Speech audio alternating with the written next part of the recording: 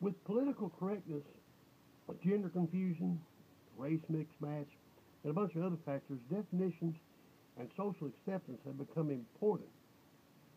It's so important that we're going to have a class on social structure and linguistics.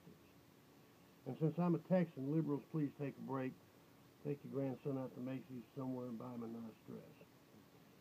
When I first heard the term illegal alien, I immediately thought of Roswell, New Mexico. Hey, I'm not kidding. I conjured up mental images of big-headed creatures with spindly little arms and legs and lots of tinfoil in the desert. Later, when somebody said the words undocumented workers, I naturally thought that was like a construction worker that was taking cash so he didn't have to pay any income tax.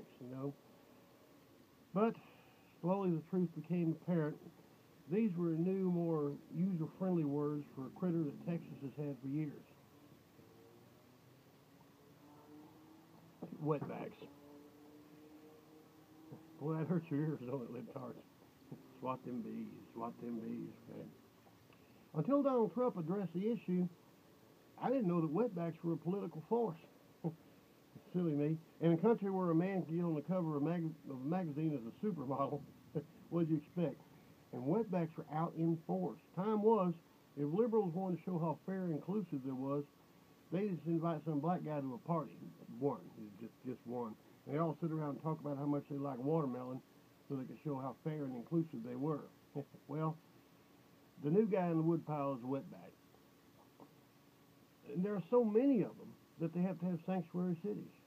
Like San Francisco. I thought that place was just reserved for gays. Oh, my bad. That crown's already gone over to Austin. I digress. But wetbackery is in.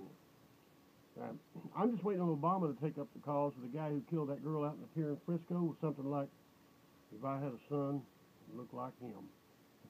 Obama's sympathetic to wetbacks because his back just got dried off back in 2008. And wetbacks climbed immediately to the top of the Tower of Psychobabble, where even mentioning them is now a social blunder. Since Macy's has dumped Trump, you can expect to see new products soon. Plain brown pants and shirts, patent leather shoes, and of course Vitalis is back. I like Vitalis. Then Miley Cyrus will have to pull out her two front teeth, dye her hair jet black, and trade the twerking for salsa. I better watch it on the two front teeth and get some more myself. Black folks, you just better take your number. Your day's been come and gone. Pull down that statue of General Lee and replace it with Pancho Villa. Buy all the Chevrolet stock you can find and teach your kids Spanish. Wetback is the new black. Everything wetback is somehow more. Remember The Godfather? Oh, come on now. Those guys are really cool. Now, aren't they? I'm going to make him an offer he can't refuse. Now, get this. I ain't even going to lie to you. The term mafia had almost become cuddly. But Mexican mafia, that even makes the fat boys stand back.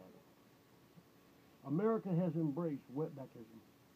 Now, I don't know the translation in Spanish, but Americans of Mexican descent are looking at all these gringos jumping on this, and they're thinking, WTF? They know wetbackery.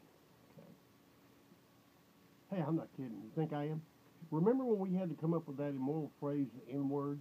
Then all of a sudden you couldn't go one day without hearing the word nigger come out of somebody's mouth. Sure. White chick up in Washington State even turned into a nigger. I'll bet if she examines her family roots, she'll find a wetback in there somewhere.